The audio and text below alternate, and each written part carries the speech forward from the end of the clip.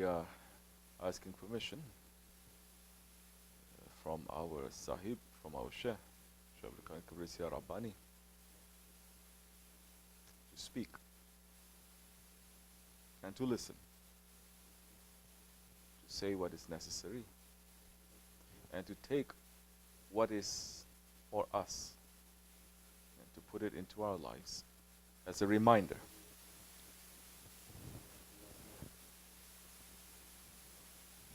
The Zikr is a reminder. The Sohbet is also a reminder.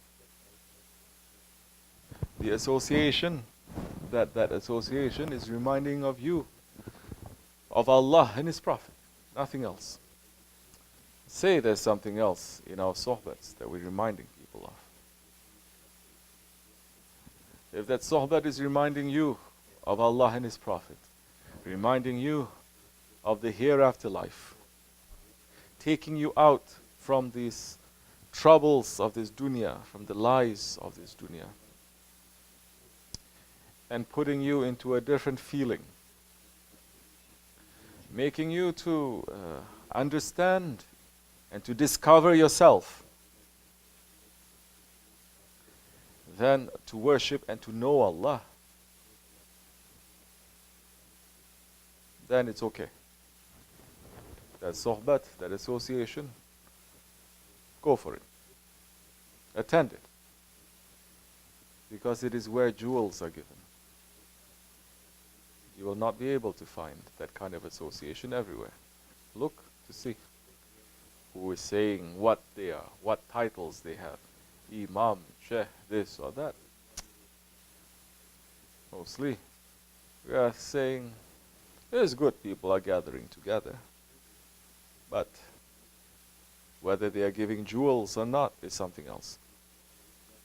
Because in order to have those jewels coming from Awliya Allah, those ones must support you, and they must be supported. Otherwise, it is just a gathering. And tonight is Friday. There are so many gatherings in this world, so many gatherings in America. 99.99% of it is gathering for the ego. Beginning of the weekend. Tomorrow, Friday night, oh, they're saying, thank God it's Friday. They're teaching from very early on in schools. This is how you have to get excited. You have to get excited. School is coming to an end. Weekend is coming. And you need to enjoy. You need to let loose. So, we have come now to this point where we are sitting in Sohbet and we want to listen to the jewels that the Awliya Allah they are giving, that we must be collecting in these days. We are coming to the end of this Rajab Shahrullah, isn't it? This month of Allah. Before it comes to the end, we should remind ourselves, what have we achieved so far? We may say like this or like that. 3 weeks have passed. 3/4 of the months have passed. We remind ourselves, Shahrullah, the Rajab, the month of Allah, is a time for planting. Sit down and ask yourself. I'm sitting down to ask myself, what did we plant this month? Did we plant anything? Definitely. We're going to plant something. But what did we plant? Maybe we start the month strong.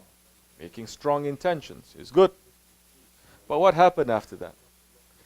Maybe we get weak. Maybe shaytaan starts to play tricks with us. We're planting good seeds, but the ego opening the door to shaytaan. And suddenly, before we know it, we're planting fitna. We're planting ghaflat. We're planting laziness. We're planting backbiting. We're planting talking behind others, making into different groups, different cliques, different gangs, criticizing others. What is it that we have planted?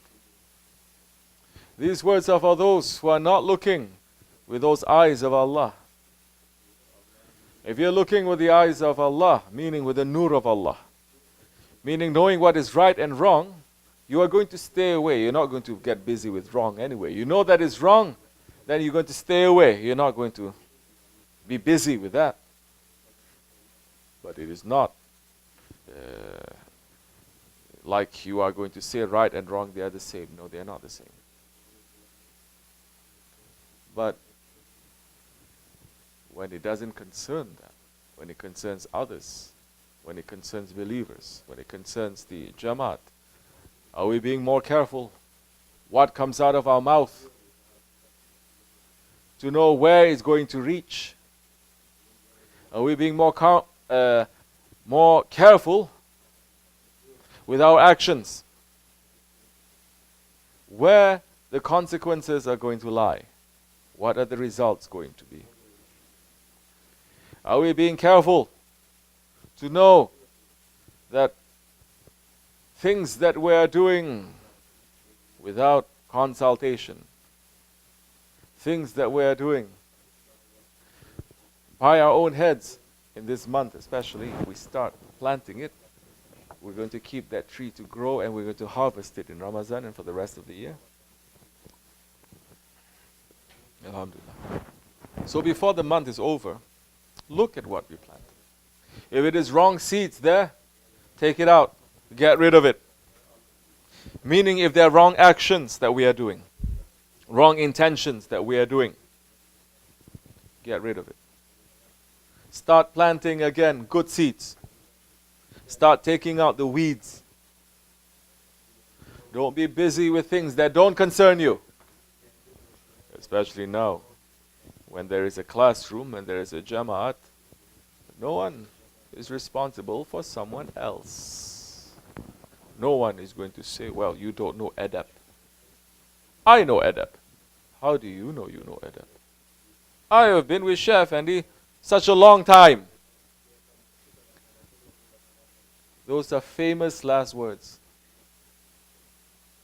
Everyone who leaves Shaykh Effendi association always say, I know Shaykh Effendi most.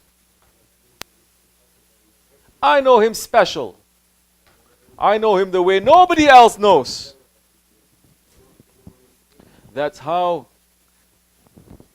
the teachings of the prophets before Prophet ﷺ coming with Islam became other religions. Because they are not accepting the correct successor, and those ones who are deviating saying, no, you guys got it wrong. I am the one special who is getting all the special teachings. No one understands. Special. Me and him. That's how religions come out. Instead of having one haq and one Islam. Because haq is clear and batil it is clear. Don't deviate. Don't take something that is not there. This is coming to the end of Rajab. May Allah forgive us for all our wrong actions in Rajab. May Allah make us to become better and stronger. This is not the month to show stubbornness. This is not the month to show disobedience. This is not the month to show that you are special. This is the month to put your head down in sajda and to say, Astaghfirullah. Forgive me for everything that I've done, Ya Rabbi. Everyone. I don't know whether you are reciting or not. The dua of Ibn Abbas. The dua of Abbas, the saint of Rajab. You may be reciting it, but do you understand what it is? Do you put it in your life? The dua is saying what? Ya Rabbi, forgive me for everything that I've done to you. Forgive me for all the mercy that you have shown to me. And I take that mercy and I use it to become more disobedient to you. Forgive me for all the sins that I've done secretly and hiddenly. What I know and what I don't know, what others know and what others don't know. Cover me with your mercy. Cover me with your forgiveness. If you are thinking about that dua, if you are really reciting that dua, then you're going to start thinking. This is the Jamaat where people think. We don't want people who don't think in this Jamaat. We don't want people who say, just give me a dua, a magic dua. Huh? I'm going to recite some special salawat and everything is going to open for me. No. This is the Jamaat, this is the way, Shaykh Effendi's way for us to unlock that door. And that unlocking of that door, that key is controlling your ego. Understanding your nafs, understanding your stubbornness, your anger, your jealousy, understanding all your evil, bad characteristics. Not just to recite a couple of things, not just to gather together, no. To look at that and to look at yourself, to judge yourself. Judge yourself. We must judge ourselves before we get judged. So, that dua is important. And that dua continues. That dua is also saying, Ya Rabbi, forgive me for all the wrong things that I've done to your creatures, from the men's and from the women's. Whatever rights I've taken from them, please don't punish me. Asking Allah this. So we should think to say, what rights we've taken from others?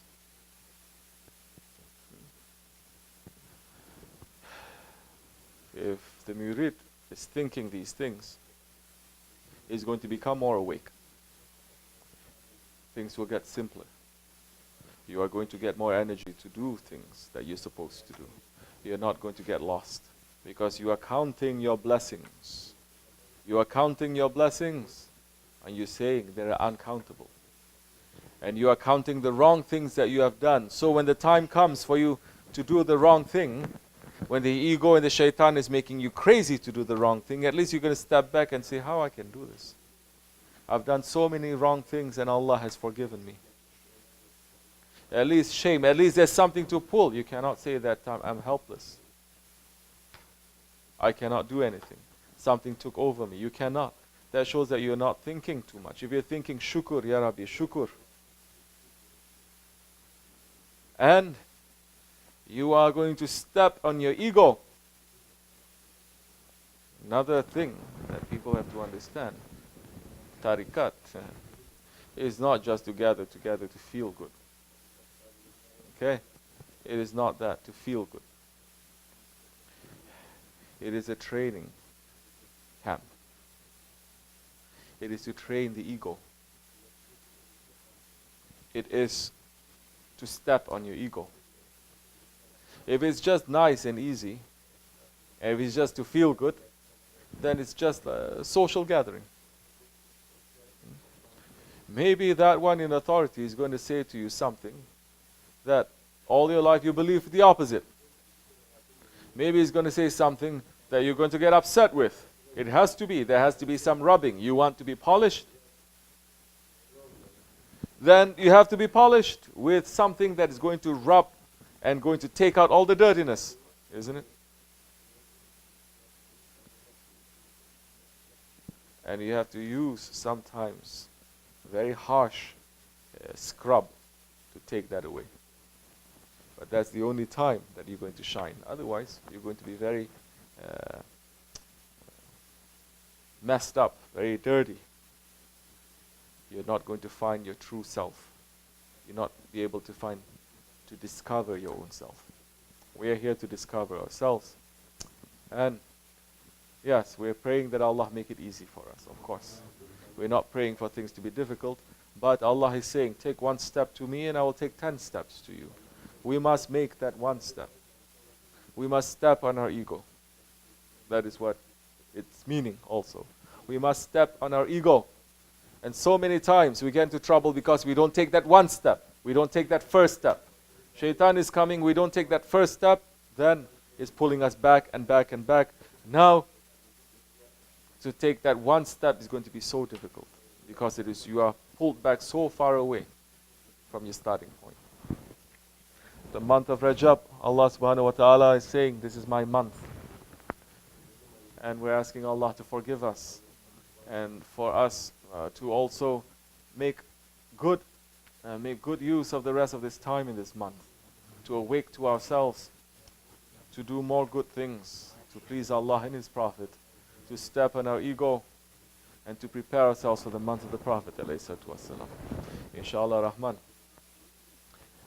May Allah raise the station of our Grand Shaykh, Sultan al-Awliya, Shaykh Maulana Muhammad Nazim al-Haqqani higher and higher, and raise the station of our Shaykh, Sahib al-Sayyid, Shaban Kabisi Rabbani, and we're asking that he send his himmat and his madad to us to make our work easier, for us to have more iman and more strength, and to bring more sincere people in this way, inshallah.